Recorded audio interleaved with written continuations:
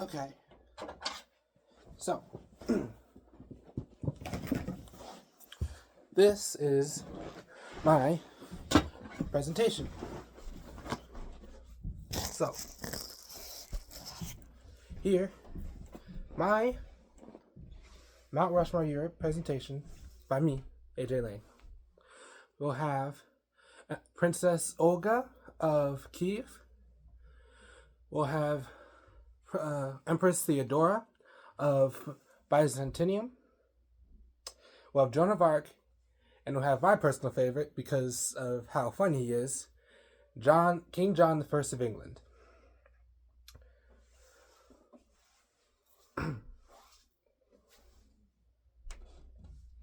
So first, we have Theodora. Olga. So first we have Olga of Kiev. She was born in 890 CE in Kiev. She died in 969 CE in the same area. She was the first female ruler of Kiev because her son was too young to rule after the death of her husband. She ruled for 15 years. She is known for her intelligence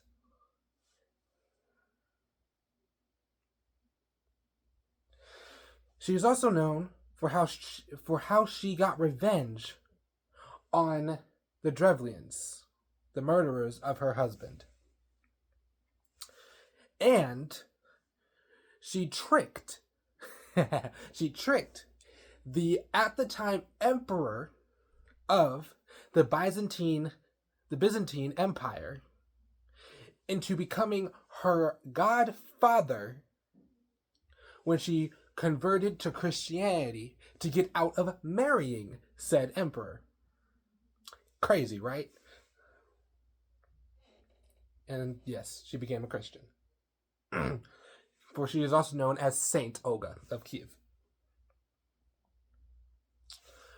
The reason we still learn about her is because she brought Christianity to the Ukrainian area. She showed the power of quiet determination. And she demonstrated that women do not have to have a man to be powerful or to be strong. Because she showed that by herself with her intelligence and her determination. Next on our list is Empress Theodora of Byzantium. She was born in 497 CE in Constantinople. She died in 548 CE in Constantinople. She married Emperor Justinian I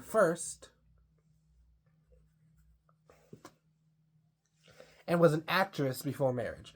And when I say actress, I mean it does not mean the same thing as it does now.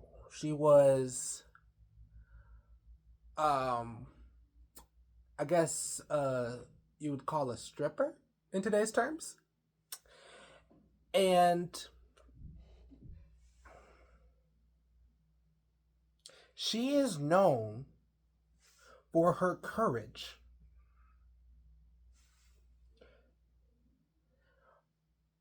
And her speech to the Council of Justinian I. She changed the minds of a group of men in the early days of the CEs.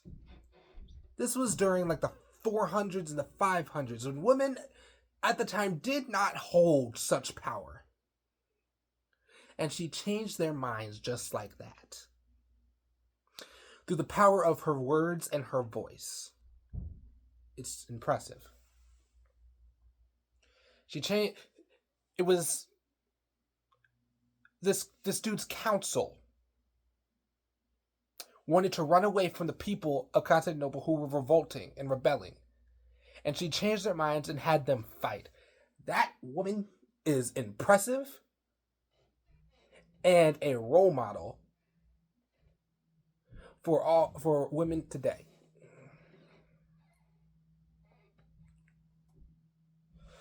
The reason that we still learn about her is because she gave women hope that you can have power, that you can hold power and still be alongside a man. She spread Christianity throughout the empire and used her intelligence. She proved that intelligence and courage can give you power, and she used that intelligence to change things in the empire and gained her husband's trust to do said changes. She truly was an impressive person.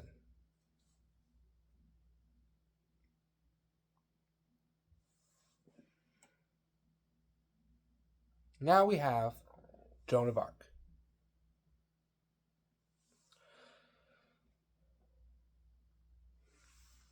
She was born in 1472 in Domremy, France. She died in 1431 in Rouen. She fought in 100 Years' War near the end of it. She managed to get King Charles the Seventh, put into power, and brought victory to many battles in this 100-Year War against the British. She died by being burned at the stake. Crazy, right?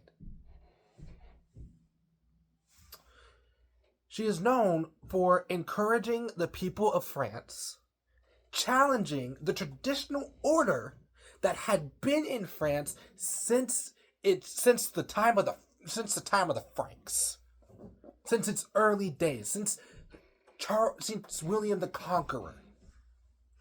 She scared the church because she was uncontrollable, and she was burned at the stake for being unyielding to the church and not agreeing to listen to them, for she had heard the voices of God in her ears, as so she believed.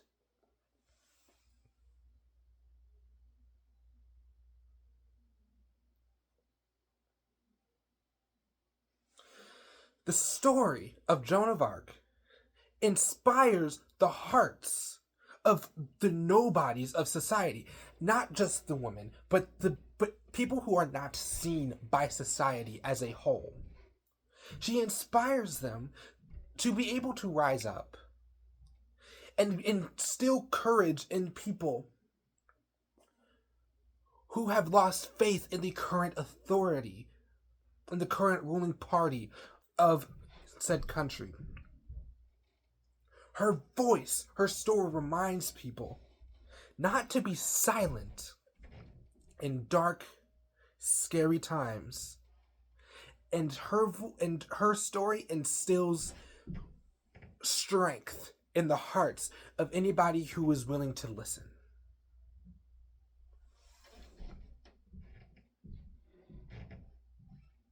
Now, I know I just had some pretty powerhouse, really influential people. But I had to put him on here, King John I of England, because he personally is my favorite because of how stupid he is.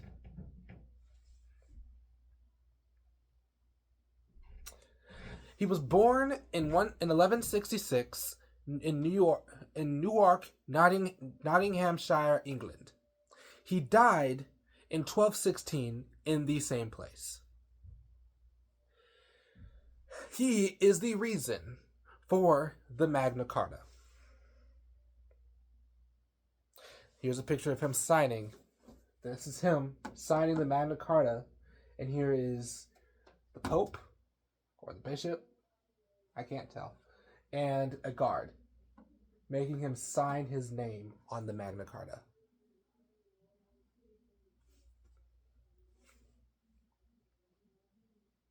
Now, I know it says he took the throne from Richard I. Yes, he did. He stole the throne while Richard was on a crusade. Richard came back, forgave his behind, but then said that he is the heir to the throne. Now, after Richard I's death, also known as the Lionheart, John I came into power. And this power made him foolish. He lost a majority of the English land that the Lionheart Richard I had conquered. And he punished people unjustly without a trial. If they just looked at him wrong, they would be hung, burned, beheaded, whatever he saw fit. And the people did not like that. And so they came up, and it wasn't just the people. It was the knights, the nobles, the church. As you see here, we have the church, some nobles, some knights. There's no peasants present because, well, commoners, I should say. There's no commoners present because, well, the king, they still saw the commoners as lower, but so they didn't want them to be there. But you see nobles in the back, you see a knight there and a knight there forging him, and then you see a priest, a bishop, a cardinal, or the pope standing there. A church official, we'll say that. Forcing him to sign the Magna Carta.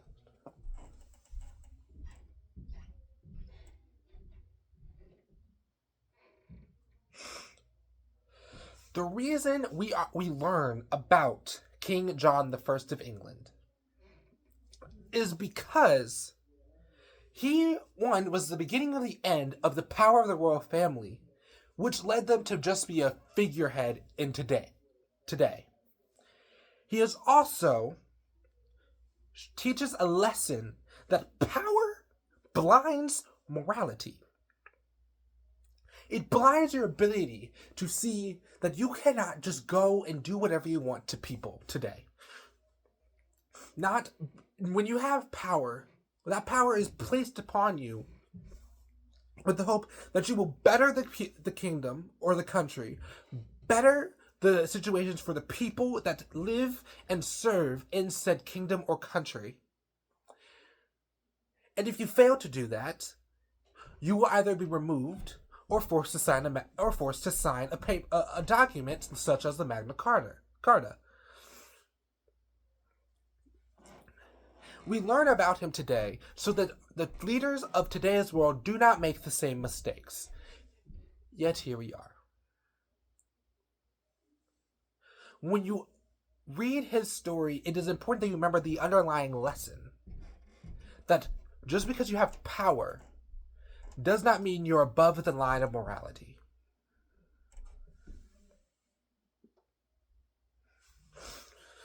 For my story, if you can't tell, it is Princess Olga's Revenge. In the back, we have trees burning, representing her destroying the home of the Drevlians, and that is her with her deadly stare. So, now, to give some background on why she got revenge, Olga's husband, Igor, was having problems with the Drevlians. The Drevlians were not being very loyal to Igor.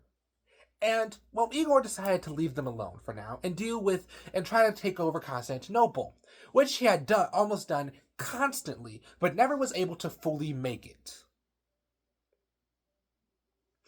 And so eventually he decided to back off of them and go turn towards Drevlians and take his full force to attack them to get them to submit to his rule.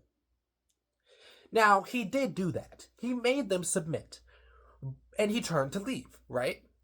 Well, that wasn't enough for Grand Prince Igor.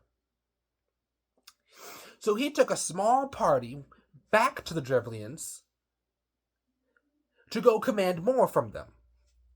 Now, Drevlians did not like this very much, and so they quickly overwhelmed him and killed him, and then tied his body to 2 birch trees bent down and let them straighten out so he could be ripped apart.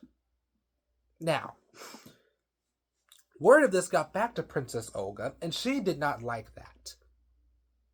And so, she had already started planning her revenge, for she was the current ruler, for she was now the leader of the Kievan Rus, the Grand Princess, for her son was an infant and not yet old enough to rule. Hence why she ruled for 15 years. Now, so, the beginning of her revenge started when the Drevlian leader had sent some ambassadors, 3 ambassadors over, to go and ask for her hand in marriage. She did not like that very much. And so, she had them go back to their boat, had her people pick them up and lead them to a place, and then dropped them in a pit and buried them alive. Now, later, the Drevlian ruler then sent some knights over, some warriors over, to ask about the ambassadors and then ask for her hand in marriage again. She then had them go to bathe and then they would discuss this at dinner to where she would give them their answer. While they were bathing, she she set the bathhouse on fire and burned them alive. Then, tired of the Drevlian leader's constant attempts to marry her, she took her full force and burned the Drevlian city to pieces, to the ground. She is the epiphany of revenge. This woman right here, is scary.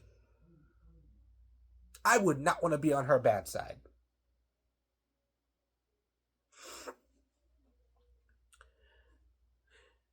And it's just, her story is impressive. It's inspiring that she did this while raising a child and grieving the death of her husband. I can't think of anyone else who could possibly do that. So it is my personal favorite story. Favorite thing told to me from medieval history. And then here are some sources I used to find their birth dates and to refresh myself on Olga's revenge. And I'm going to go back through here to explain the different colors I used. So, for Grand Princess Olga of Kiev, I used purple because it resembles intelligence. It resembles courage and determination.